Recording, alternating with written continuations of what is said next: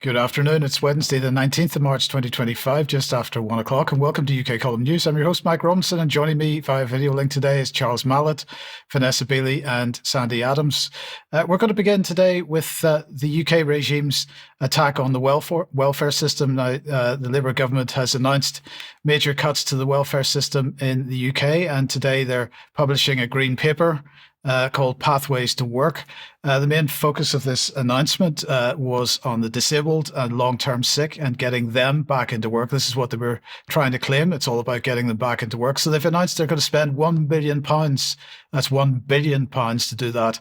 This is, they say, going to end years of inaction, government inaction, which has led to 1 in 8 young people not currently in work, education or training, and 2.8 million people economically inactive due to long-term sickness.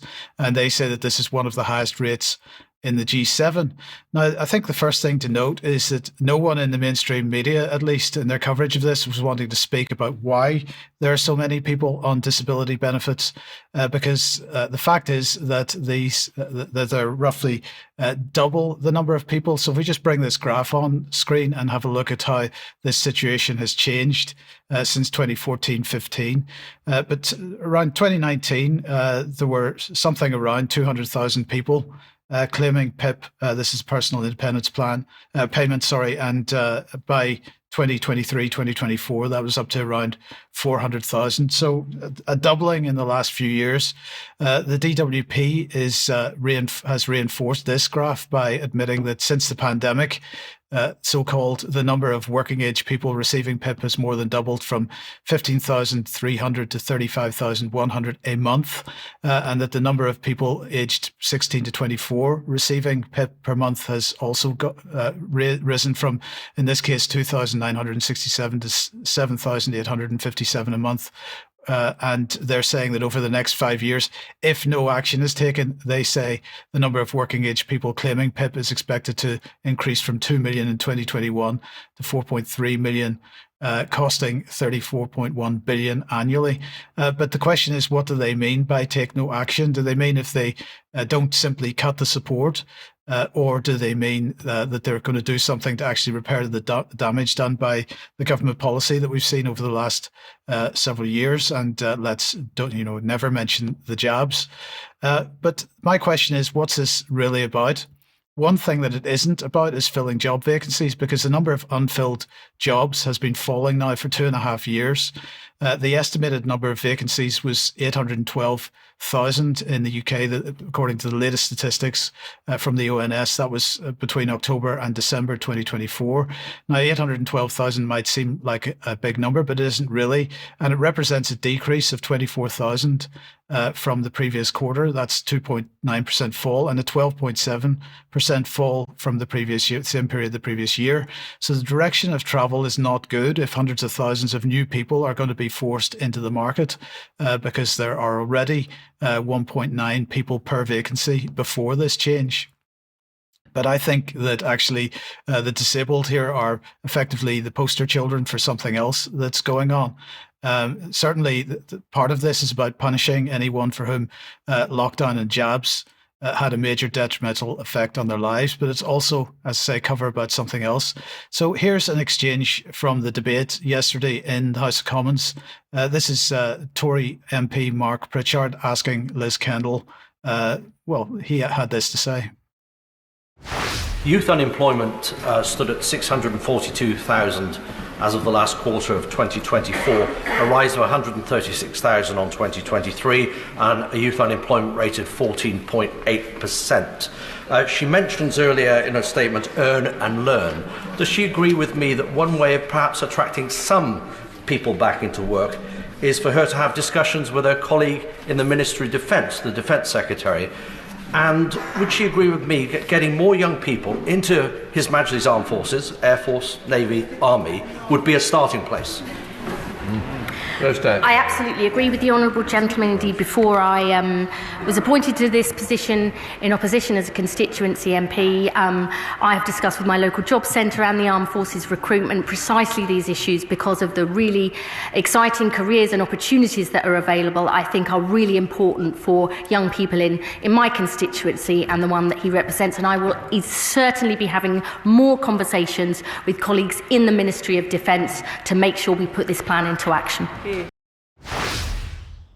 So she's going to put this plan into action. What plan? What are the details? No one's talking about this plan. So maybe this is something everyone might like to write to their MP about and ask exactly what is the plan with the Ministry of Defence, which is going to be put in action. I think we know whether it's called conscription or national service, it is coming. And I think if we don't want our children and grandchildren involved, now is the time to take note and take action. Charles, any thoughts on that? Thanks, Mike. Good afternoon, all. Yeah, well, I think my first thought is that the government have an amazing amount of control over the younger generation. First of all, like we see here, people who are claiming any sort of benefits are obviously financially dependent upon the government, so therefore can be pushed in any which way. But the other thing, looking at it the other way around, if we're to say this is a plan when quite clearly it isn't, but if we're talking about people who are willfully staying out of the workplace, either because they're unfit enough to enter it due to quite probable injuries from pharmaceutical products, or indeed the product of simply living a very unhealthy lifestyle from 2020, having been sort of interned.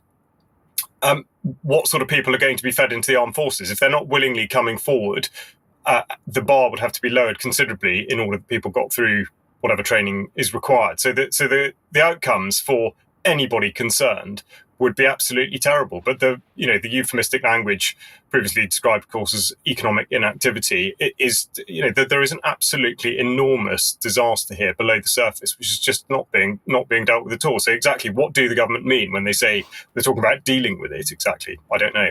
Yes, indeed. Okay, well, just to finish this off then, I'll just bring this tweet on screen. Robert here saying, I'm 76 and worked since I was 16. Explain to me how the UK state pension is a benefit, because this is also part of these cuts. Where's the money I paid into it gone? You talk Ponzi scheme. I give you the UK government. I just want to say this is exactly the point that I've been trying to make for years now. State pension obligations for the UK state at the moment is £6.1 trillion. This is unpayable. So it is a Ponzi scheme, and there was only ever going to be a rolling back on the state pension scheme, whether that means increasing the pension age or reducing the pension. So we'll keep you posted on that as we move on. Vanessa, let me welcome you to the programme now. And of course, everybody talking about Donald Trump and the great peacemaker with his conversation with Putin yesterday.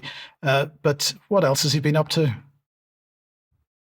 Well, you're absolutely right. I mean, he's so far fulfilling his mandate to bring a ceasefire to Ukraine. However, he's turning his attention to West Asia and in particular Iran on behalf of Israel. So this was something that Donald Trump tweeted out, I think yesterday.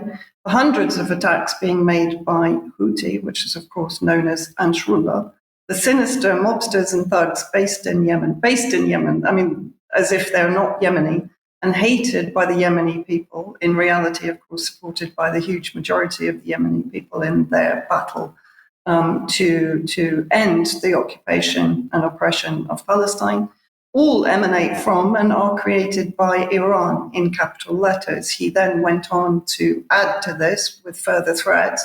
Every shot fired by the Houthis will be looked upon from this point forward as being a shot fired from the weapons and leadership of Iran, in capitals again, and Iran will be held responsible and suffer the consequences, and those consequences will be dire. Then basically, I think it's one of the spokespeople for the White House basically went on to Fox News to reiterate the message that Trump was putting out. So let's just play this extraordinary statement. Well, the Trump administration and the White House were consulted by the Israelis on their attacks in Gaza tonight. And as President Trump has made it clear, Hamas, the Houthis, Iran, all those who seek to terrorize not just Israel, but also the United States of America will see a price to pay. All hell will break loose. And all of the terrorists in the Middle East, again, the Houthis, Hezbollah, Hamas, Iranian-backed terror proxies, and Iran themselves should take President Trump very seriously when he says he is not afraid to stand for law-abiding people. He is not afraid to stand up for the United States of America and our friend and our ally Israel. I mean, this is just, I mean, Trump is effectively, apparently, declaring war on the entire resistance axis across the region from Palestine through to Iran. At the same time, in Israel, this statement was put out by Israel Katz. I called him the war minister of Israel.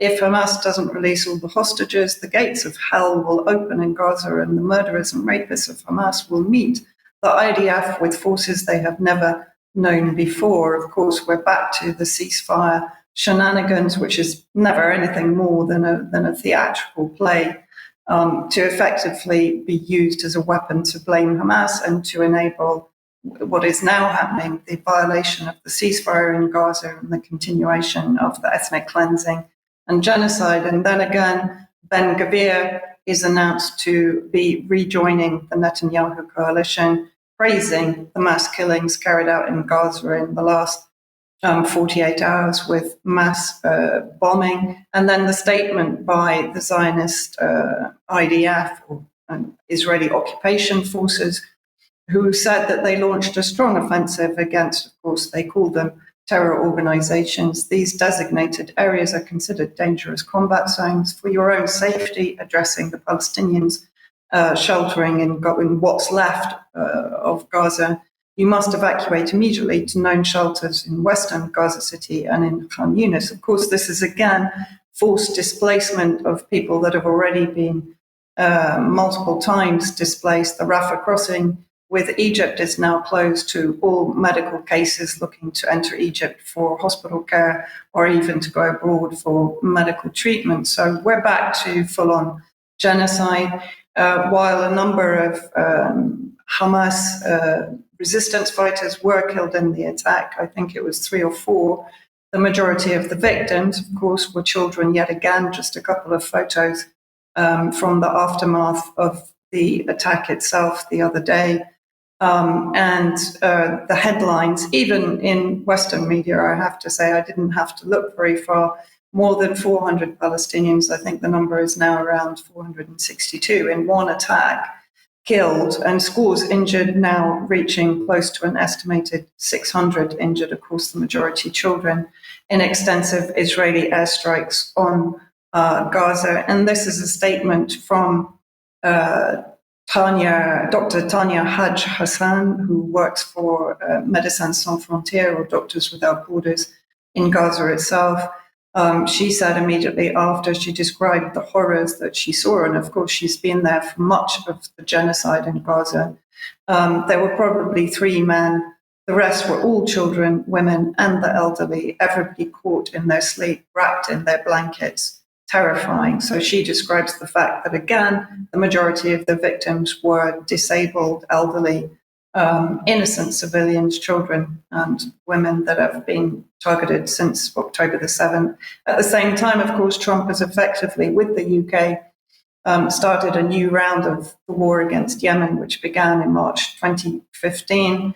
And in the initial strikes, around 50 Yemenis were killed, injured, in the US-UK aggression on Yemeni cities, which include the targeting of hospitals and cancer centers and schools. Yemen has retaliated.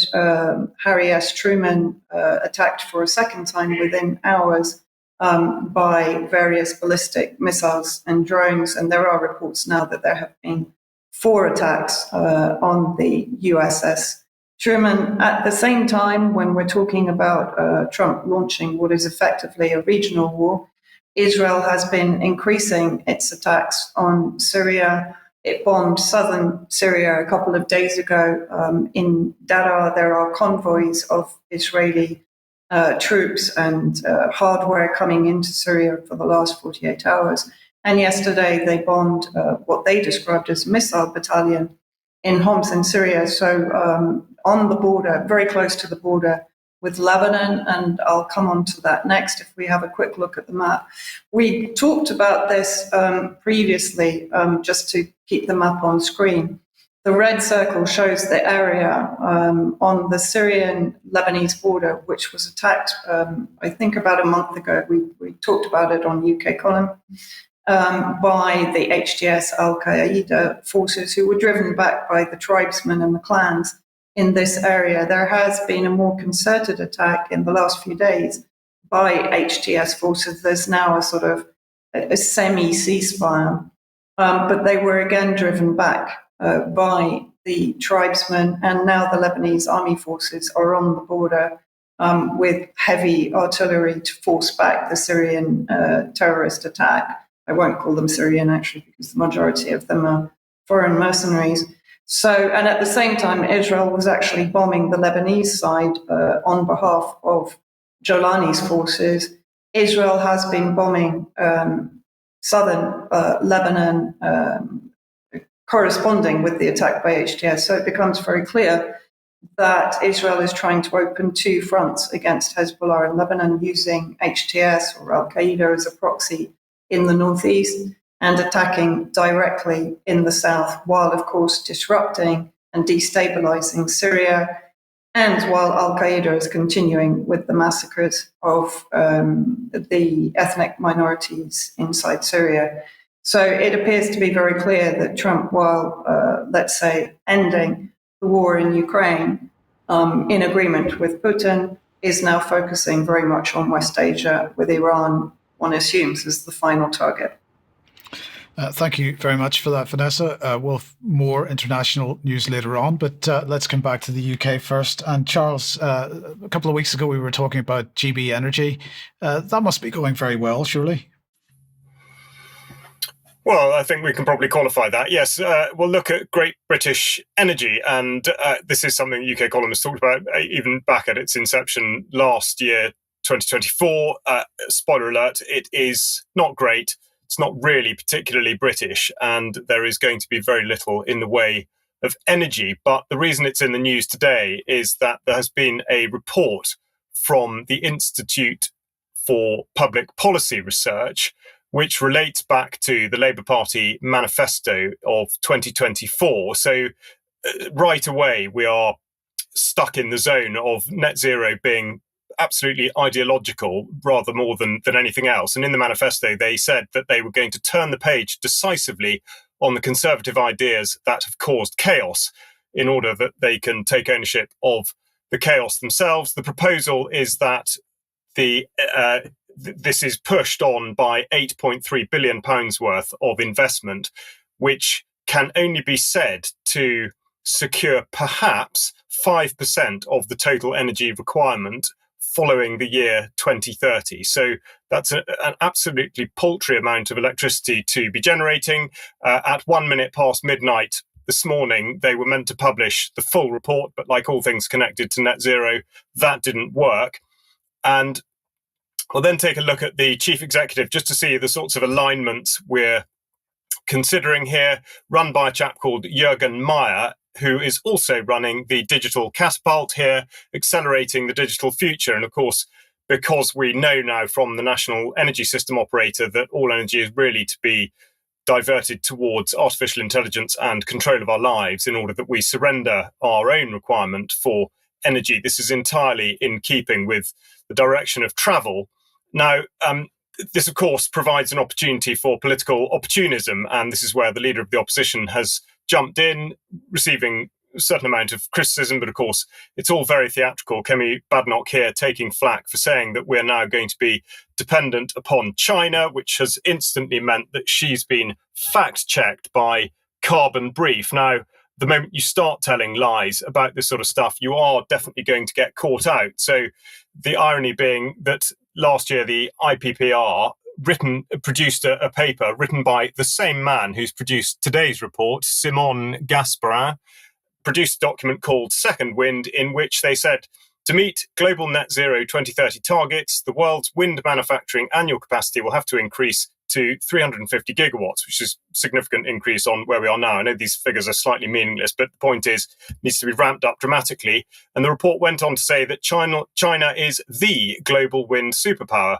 China accounts for 3/5 of the world's capacity in wind nacelles and blades, and accounts for the overwhelming majority of mining and refining of essential rare earth minerals. So Badnoch might be right, but of course, is China a threat or not? And is one to take the Richard Dearlove line or not? So this absurd line being walked when it concerns net zero, which, as I say, of course, is an ideological commitment rather than anything else. Now, what I'll do is I'll just set in context what this means in terms of energy. This is taken from Energy Dashboard Live at 6 o'clock this morning. The overall picture of energy on the left there. Now, I'm putting a red arrow down onto the renewable contribution, which was only just over 9% this morning because the sun hadn't yet got up and it wasn't really blowing much in the way of wind. What is worth drawing your attention to is the box just to its right, which I've ringed there in red, because that is the total contribution from imports and nuclear, which amounts to just over 8.5 gigawatts of energy, which is what Great British Energy is supposed to recover from an £8.3 billion investment. Now, is it worth it if the sun's not going to shine and the wind's not going to blow? I will leave you to answer that question yourself. And now on the right, we see what's called the carbon intensity. So even if all of this stuff works, and we do get, by some miracle, 5% of renewable energy, if you turn the gas on, then you're destroying your fiction of net zero, because, of course, you're straight into the zone of what they call high carbon intensity. Now, just to give an indication of the direction this dreadful scam is going, the Alpha Ventus offshore wind capability that Germany had set up 15 years ago is now going to be closed because it cannot be profitable because the subsidy has dried up, which just reinforces the point. This is absolutely a totally and utterly failed policy. And just to contextualize the requirements by space for all of these various technologies, we'll just look at the Nuclear Energy Institute, which shows here with a graphic which I'll describe the acreage taken up in order to produce 1 million megawatt hours. Now, to produce 1 million megawatt hours, nuclear would require 103 acres, solar would require 3,200 acres, and wind would require a whopping 17,800 acres.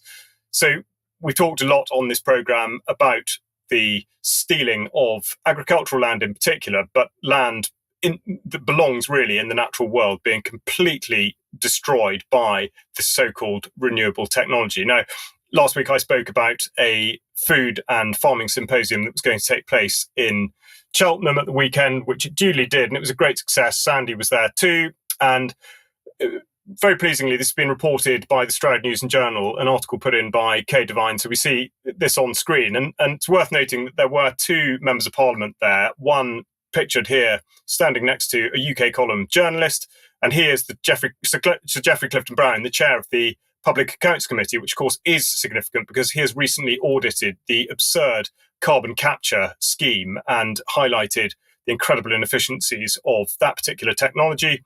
But within the article, I'd just like to draw out the following text, which is how it concluded, which is that supranational and unaccountable influence over the food supply via the UN's Sustainable Development Goals and the Davos influence is something that those present expressed their determination to challenge and resist.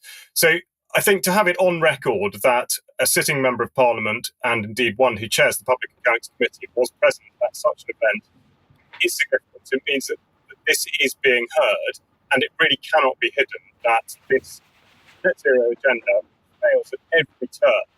It is absolutely becoming more and more of public concern. So, of course, now it's over to people to keep the pressure on, particularly where it concerns the utter waste of taxpayer money, as indeed we see with this absurd idea for Great British Energy. Charles, thank you very much for that.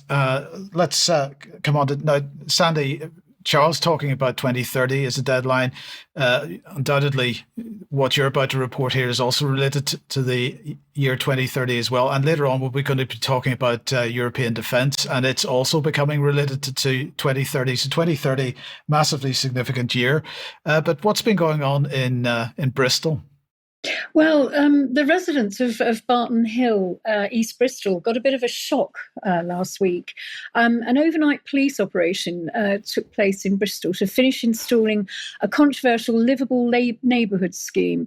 The council and its contractors, I think they're called ETM, and Avon and Somerset Police, arrived at Barton Hill at approximately 3 a.m. in the morning on Thursday, the 13th of March, to install planters, bus gate signs and paint roads as part of the East Bristol Livable Neighbourhood Scheme.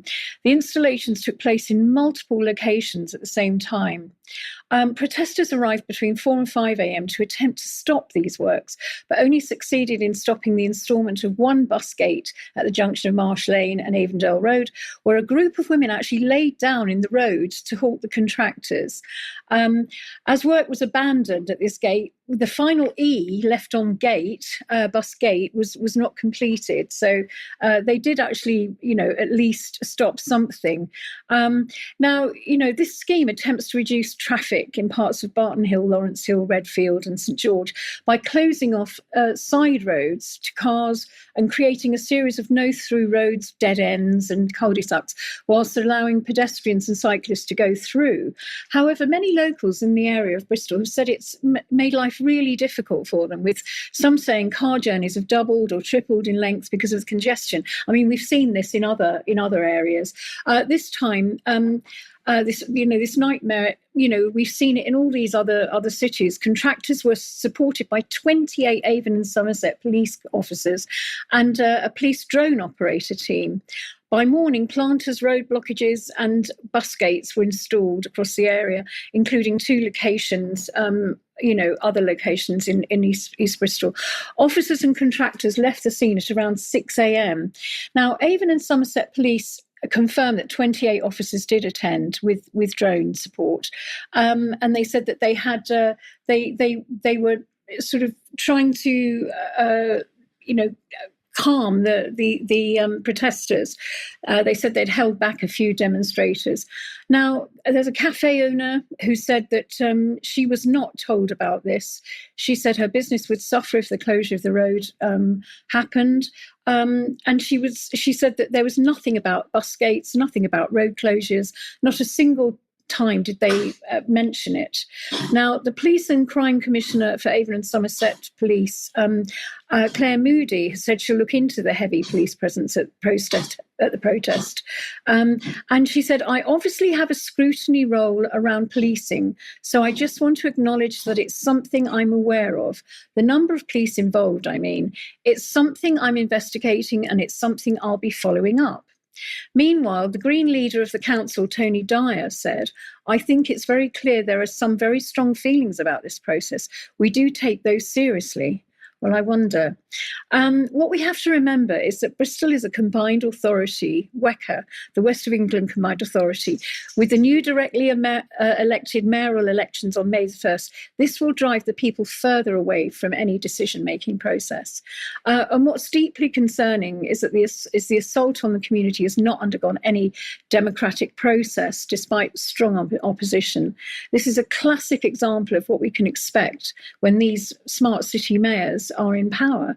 The fact that the Police and Crime Commissioner said she will investigate the heavy-handed approach of the police in this incident is ironic. Her position as Police and Crime Commissioner will not exist in the future. According to the Cities and Communities Act of 2016 and the Devolution White Paper of 2025, the powers of the Police and Crime Commissioners will be given over to the mayors for climate and energy in the combined authorities, along with all the powers currently held by Westminster. This begs the question, really, where will this leave the people of the UK with their freedom of movement and rights to go about their business trampled on? It's nothing short of fascism, in my view. Devolution is set to cost the taxpayer over 400 million. So let's look at what the devolution means straight from devolution white paper, and Angela Rayner has quoted, "We will give mayors strong powers over housing, planning, transport, energy, skills and employment, backed up with consolidated funding. Devolution will no longer be agreed at the whim of a minister in Whitehall." And Jim McMahon, he was quoted as saying, "This white paper initiates the biggest transfer of power out of Westminster to English regions this century." He also, he also did mention another quote in the summary of the devolution white paper, which I found interesting. He said, "This is ambitious, but it's not new. This programme of reform continues the work of the 1997 government's onwards, which saw the formation of the Mayor of London, devolved parliaments of Scotland, Wales and Northern Ireland, and freedoms for local government with the creation of combined authorities, the power of economic, social and environmental well-being." Well, what he's really saying is it's the continuation of Tony Blair's legacy of devolution from 1997, which ended up with Northern Ireland in the Good Friday Agreement, in my view. He speaks of economic, social and environmental well-being. And I think what he really means is ESG, environmental and social governance. So that's my report from Bristol. But the key point here is, Sandi, that lots of people will look at devolution and they'll think, well, this is a great thing. It's taking power away from these idiots in Westminster who are, clearly incapable of using it properly. It's bringing it to the local level. We will have more of a say in what happens at a local level. But in fact, it's quite the opposite, because we're just replacing a prime minister with an elected mayor who may be elected, but in fact is ideologically aligned with more global interests, and they have the election for the mayor sewn up just as tightly as they have for Westminster. So we will end up with someone who is basically untouchable. Absolutely. I mean, 100%. It's a Trojan horse to actually remove the powers from Westminster to destroy our representation of government, even if they are. I mean, yes, they're not good, but at least, you do have some sort of say. But with this lot, you won't have any say at all. Yes. Sandi, thank you very much for that. Okay, let's move on. If you like what the UK Column does and you'd like to support us, the place to go is support.ukcolumn.org. There's a link from the front page of the UK Column website, and you can support us by making a donation or joining as a member. And if you do join as a member, that of course entitles you to get access to UK Column News Extra and other material and forums and so on. You can pick something up from the UK Column shop. Or if you buy something using this link from clivedecarl.com, then we will get a small commission from anything from anything that you buy from them. But if you can't do that, please do share the material you find on the UK Column website in particular, and we do provide share links for that. If you can do that, that would be fantastic. Another reminder of UK Column on location. I think there are less than 50 tickets left now, I think, something like that at the moment. So if you are able to come along for that, please do. Catherine Gunn, Alex Thompson, Patrick Henningsen, Raja Mia talking at that. But at that, Brian Garish will also be speaking. Now, tomorrow at 1 p.m, then Brian is going to be speaking to filmmaker Chris Burgard, who was present at Capitol Hill on the day that Biden and the media screamed rioters held a dagger to the throat of America and American democracy. Now, his documentaries tell a different story. And if you'd like to know more about that, join us at 1 p.m. tomorrow. The interview that went out at 1 p.m. yesterday, Charles, was with Liz Evans. It was, yes, and I really recommend listening to it. It's a very candid account of her journey, first of all, into the NHS and the incredibly constrained thinking that she encountered there, and then back out into complementary medicine, but also particularly her focus now being on medical ethics and indeed the harms from the COVID vaccine. So very much worth listening to. And Liz will be joining us on the news on Friday. So please join us at 1 p.m. if you want to hear more from her. And then, Charles, the Food Finders Hub. Yes, indeed. This was the sort of fallout and follow-up action from the symposium that I referred to on Sunday, launched by Mark Byford, who spoke very well about it. This is a way of connecting producers of food with the consumer in a really, really direct way. So please do take a look at this. The link will be in the show notes. It's not to say that everything has to go through the Food Finders Hub, but it's really just to understand the concept of dealing directly with farmers and the producers of food and cutting out all the influences that turn things bad. Brilliant. Thank you, Charles. Now, let's move on then to European defence. And, Ursula von der Leyen is frankly off her head. I mean, really insane, actually. So allow me to demonstrate. Yesterday, she was speaking to military cadets in Denmark about the future of war in Europe. And she announced what she called Readiness 2030, because 2030, as we've mentioned already, is a key deadline year for everyone. So she announced 4 priorities for Readiness 2030, a surge in defence spending with up to 800 billion euros. We talked about that over the last couple of weeks. This is her plan. And then we've got pan-European cooperation was the next thing she was talking. That includes military mobility, which is what they describe as a functioning EU-wide network of land corridors, airports and seaports to facilitate the fast transportation of troops and military equipment. They don't call it this, but let's call it the Russian front, because that's what it's all about. They're talking about, or she's talking about what she's calling a porcupine strategy for Ukraine, whatever that means. And maybe she means it's going to be so bristling with missiles that it's dangerous to touch it or something. She talked about setting up a joint task force with Ukraine. And finally, she talked about the other feature of European Defence Union that we've been talking about for a long time, which was an EU-wide market for defence equipment and a single point procurement process.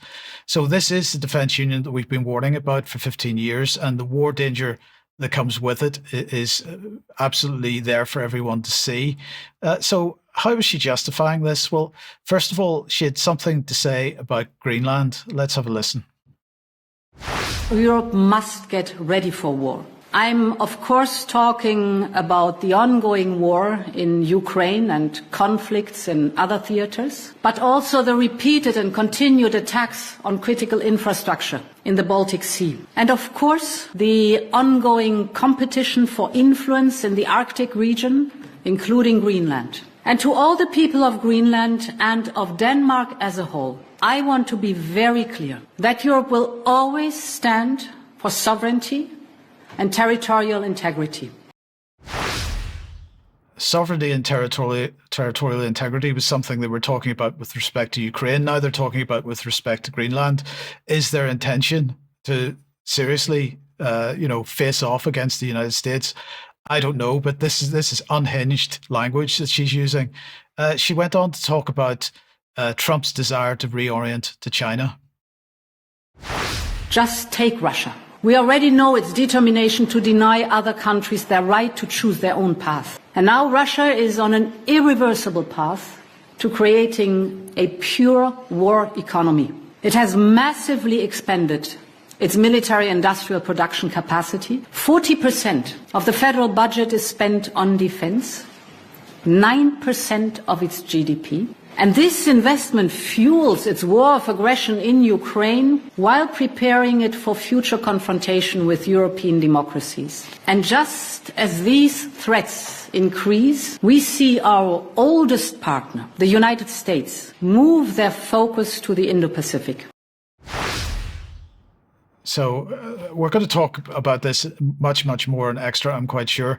But let's just listen to a final clip, because she's absolutely determined. I mean, obviously what Trump is doing here is justifying this move towards military integration in Europe.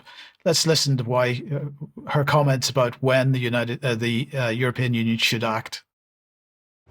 The point is that we must see the world as it is, and we must act immediately to face up to it, because a new international order will be formed in the second half of this decade and beyond. So as we stand here today, Europe faces a fundamental choice about its future. Do we keep reacting to each challenge in an incremental and cautious way? Or are we ready to grasp this opportunity to build a more secure Europe, one that is prosperous, free, and ready, willing and able to defend itself? Dear cadets, the answer is clear. The choice is none. Europe is ready to step up. We are ready to take control of the change that is inevitable, because we cannot afford to be pushed around by history. And that means acting now is a must. So we've got to act now. Now, just to clarify, the jump cuts that were in those 3 video clips, I wasn't cutting any words out of that. I was cutting out silences. So it was just to slightly compress the time that she said those words, but the words were in the order that she gave them. But in the meantime, as we've been reporting for a couple of weeks, and Jobs was reporting on this again on Monday, Germany has been subverting its own constitution in order to enable Starmer and von der Leyen to enable their war policy. Well, yesterday it actually did it. So a 2/3 majority in the Bundestag voted to allow these huge increases in defense and infrastructure spending. And this, of course, is going to exempt spending on war from Germany's otherwise strict debt rules. And it's going to create out of nothing something like 500 billion euros of a war fund. The question now, or the question of whether to go ahead with this, now moves to the upper house, the Bundesrat, which needs to approve the deal also by a 2/3 majority before it actually becomes law. And that vote is going to happen on Friday. But as Patrick has been reporting, the incoming Chancellor, Friedrich Merz, proposed these measures immediately following his election win in a 180-degree reversal of the policy he campaigned on. So, you know, this is wrong in so many levels, as far as I can see. But finally, on this topic for now, Kaja Kallas, who is the equivalent of the EU foreign minister, the special representative, was in the UK this week to meet with John Healey, who's the Secretary of State for War, and David Lammy, who's the Foreign Secretary. Let's listen to what Healey and Kallas had to say. Kaya, welcome. This is a time when the demands of the moment mean European partners must come together, recognising the NATO as our cornerstone of European security, but we need to do more. You in the Commission and the European Union are stepping up just as we are in the UK. We must step up together on European security, on defence spending, and on reinforcing our industrial bases. And to add to that, it is more defence spending. How can we do more, but also how we can spend the money more cleverly? I mean, the new technologies, what could be their innovation and capabilities that we can develop further so that we could have European security in really strong hands. Exactly so, and I think we can learn from what we have been involved in with supporting Ukraine, can't we? We need our European defence industries to be able to innovate at a wartime pace. We need to make sure that what we spend on defence also drives economic growth. Exactly. But on Ukraine now is also the time when we must maintain our strong support for Ukraine.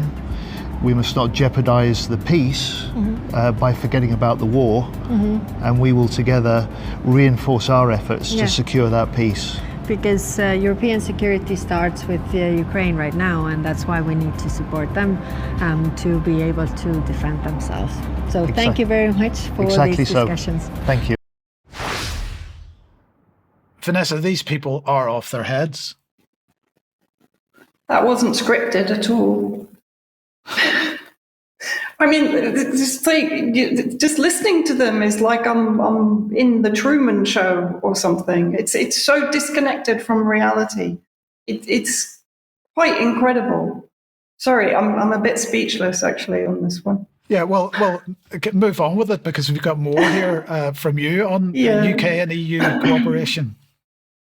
Yes, exactly. Well, I mean, people will remember back in January, just after the international coup finally toppled the Syrian government and replaced it with Al-Qaeda. So Lammy was then saying that he discussed the importance of an inclusive political transition and regional security with interim Syrian Foreign Minister Assad Shaybani. The UK will support Syria's long-term stability through humanitarian aid and coordination. Of course, they didn't. They basically destabilized Syria to the maximum from about 2009 onwards. But let's look fast forward to 17th of March. UK pledges up to 160 million to support Syria's recovery and stability in post-Assad era. The UK government has pledged 160 million in aid. I always put that in inverted commas, to help stabilize, should also be in inverted commas, Syria following the fall of the Syrian government. Let's have a look at what the actual Minister for the Middle East, Hamish Falconer, said. UK aid delivered through trusted UN and NGO partners will provide life-saving support for Syrians, including refugees across the region.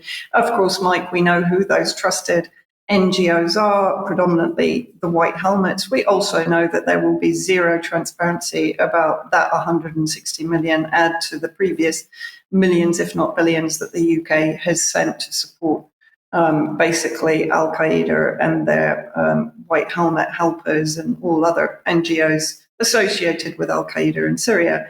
And then this is quite interesting. This was on the 6th of March, an update on Syria, lifting asset freezes on 24 entities, which includes the Syrian airlines, the Syrian Central Bank. But interesting that they're maintaining sanctions on the Assad family because of their alleged links to the Captagon drug trade in Syria that we've covered quite a few times on UK Column and debunked, particularly a BBC documentary accusing former President Assad of being the head of the Captagon trade. And interesting that there have been a number of arrests recently of drug smugglers in Syria. So despite President Assad no longer being present, the most recent one, Iraq's Interior Ministry announced Sunday the seizure of 1.1 tons of Captagon and the arrest of a major cross-border drug network in coordination with Erbil and Soleimani counter-narcotic units. Authorities tracked a truck going from Syria via Turkey. So one assumes it's going from Idlib, which was previously under the control of Jalani, who's now the unelected, self-proclaimed president in Damascus. And it is one of the Iraq's largest drug busts. So a few questions to be raised over, one, the reason for the sanctions, and two, the propaganda regarding the Captagon production in Syria. And then we move on back to Brussels and von der Leyen and the whole team there. This is standing with Syria donor conference in Brussels that ended, I think, a couple of days ago. And who was invited? The interim foreign minister, who, of course, was previously Al-Qaeda. I know that we've mentioned this before. He was actually a founder of Al-Qaeda in Syria, named back in December as a caretaker foreign minister. I know I keep repeating this, but I do think it's quite important. And here is a picture of him on the right or left, depending on how you're looking at it. I think that was at the WEF in Davos, and on the left as an acting Al-Qaeda and formerly ISIS member carrying out atrocities against Syrian civilians. And of course, he did meet Kaya Khalas, sorry, I'm putting on the Arabic accent there, bilateral meeting between Foreign Minister Assad al-Shaibani and EU High Representative Kaya Kallas on the sidelines of the Brussels donor conference on Syria. So again, the EU and their various representatives embracing Al-Qaeda members in Brussels. And of course, they're also upping the ante in their funding for Syria. The EU and its partners, Kaya Kallas says, just pledged 5.8 billion for Syria and its neighbours. This will support Syria at a crucial time of transition and address the dire needs on the ground. This is a chance for the people of Syria to seize the moment and shape their own destiny. But I just want to move on to Assad Shaibani's actual speech that he made, where again he was basically reiterating the propaganda that has sustained the regime change war for the UK, the EU and the US against Syria since 2011, that it was all the fault of the minorities and President Assad. He states that the age of tyranny is over. We have sworn an oath to our people that the age of oppression has passed and will not return. And he goes on, he says, and as is the case now, I've put in brackets there, the unelected Al-Qaeda Syrian government remains the sole guarantor of civil peace. Well, really? I mean, last week we talked about the ethnic cleansing and the effect of genocide that's being conducted by HTS and its various foreign mercenary, fanatical, extremist, terrorist groups against the people in the coastal area, particularly Christians and Alawites, but even against Sunni Muslims who are protesting massacres of Syrian Alawites. So I just want to play this video of a lady who was being interviewed in Jable on the coastal area in Syria. عمتك أهلي أمي إخوالي رفقاتي حارتي الجيران أنا خايفة على الكل حرام في عالم ما زنبط والله في عالم ما زنبط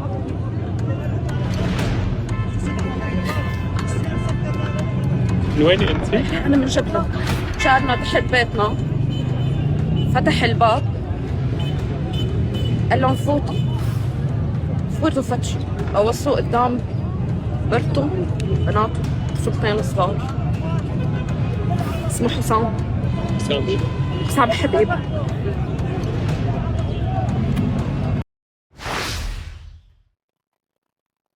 The massacres are continuing. Houses, apartments, shops are being looted and burned. And there is now talk of displacing all of the Alawite civilians and replacing them with Sunni Muslim extremist factions to actually sort of reconstitute that area of Syria. And I just wanted to quickly show this rather than another execution video.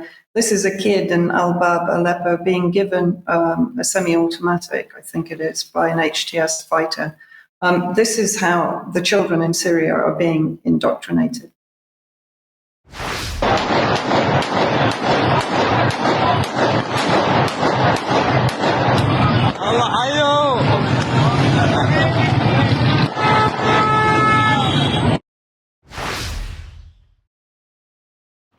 So I would also ask, when do the UK or EU pledge money to actually alleviate the problems in the target countries? Yeah, good question, Vanessa. Good question. Thank you for that. And Sandi, sticking with EU and UK, Nigel Farage is pretty silent in this, but what's going on with respect to our potential rejoining? Well, Keir Starmer, as we know, has been strengthening ties with EU without allegedly reversing Brexit. I mean, he's proposing an EU security pact, UK-EU security pact with the collaboration on defence and intelligence matters, aiming to bolster NATO, all that kind of thing, stuff that we've been talking about.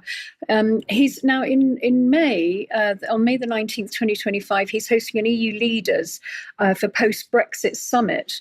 And this is the first summit, obviously, since Brexit to explore avenues for deeper cooperation and to reset relations between the UK and the EU.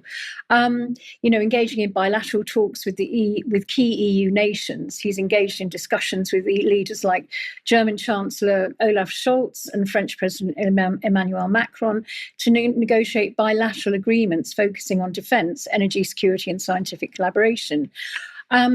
So he's advocating for closer economic ties whilst apparently ruling out rejoining the EU.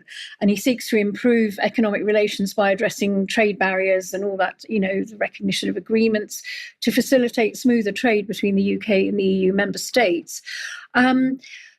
Without allegedly reversing Brexit. But yesterday, on Monday, this was published on Monday from the House of Commons Library, that on Monday the 25th of March at 4:30, there'll be a debate in Westminster Hall on e-petition 700005 on applying to join the EU. The debate will be led by Paul Davis MP.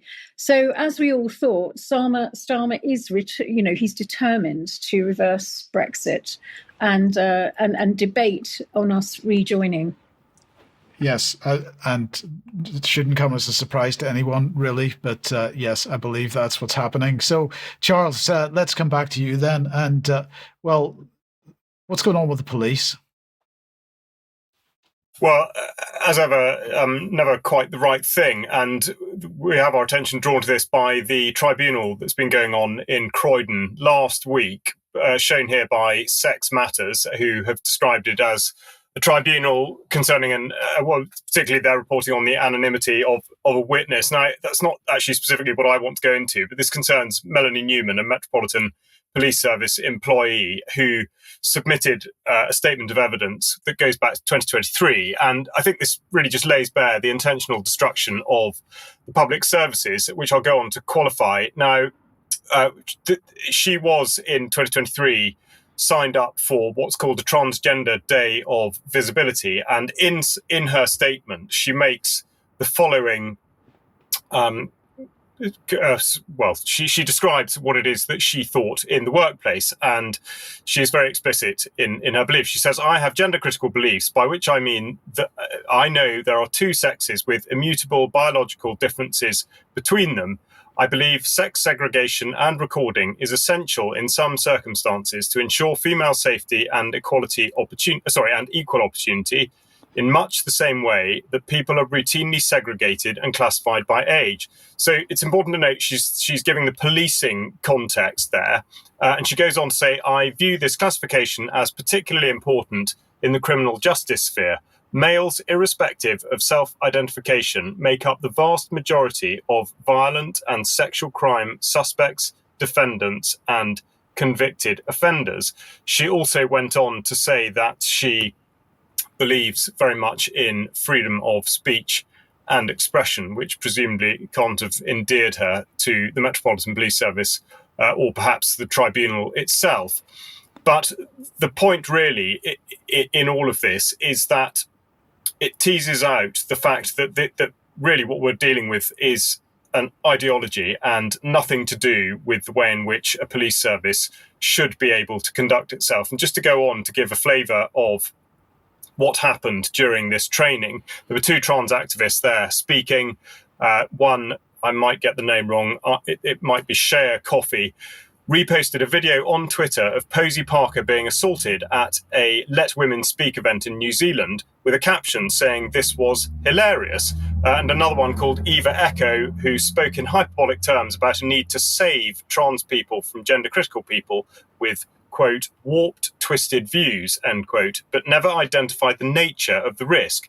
He advised on how to dismiss concerns about trans women in female-only spaces and spoke about the government and media in a conspiratorial manner.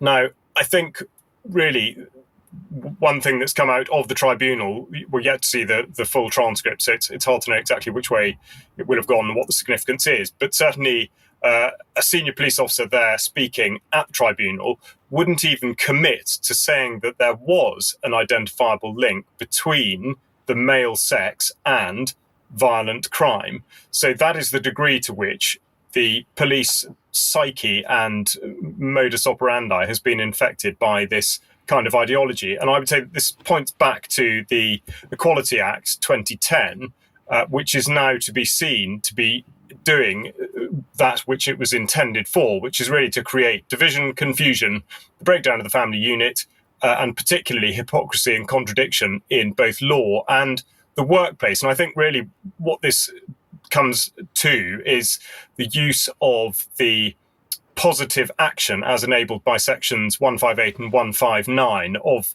the Equality Act, which are contextualized by this phrase, which is participation in an activity by persons who share a protected characteristic that is disproportionately low. So although it's an absurd example, this means that you could manipulate the situation in order to justify, for example, putting more pregnant women into frontline soldiering, because of course they would be represented in a disproportionately low fashion. So once you've done that manipulation, it allows you to go over anything, regardless of whether it's appropriate or suitable or even desirable by the people who are looking for employment, into a position where, as an employer, you can treat a person more favourably in connection with recruitment or promotion than another person, because person A has the protected characteristic, but person B does not. And so with that in mind, we should look at this lady here, Emma Dunn, who is the chair of Agenda, which is spelled A: and then gender, but of course it is an agenda. And in her profile there, it describes her as being the chair of Agenda, the cross-government network supporting trans and intersex staff across government.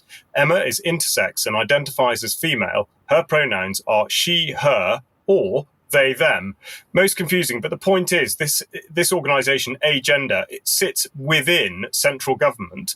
And given what I've just said about the Equality Act and the clauses that enable positive action and the way in which the Metropolitan Police Service has treated its own employees with regard to indoctrination around, in this case, gender issues and indeed the protected characteristics part of it, it's very hard to see how the government itself is not weaponising the Equality Act in order to unlawfully positively discriminate in order to pursue this ideology. Now, obviously, if anything significant is to come out of the results of the tribunal, then I'll report back on that. But I think this gives a very good insight into the incredibly corrosive influences that are attacking police from all sides and in a completely intentional manner.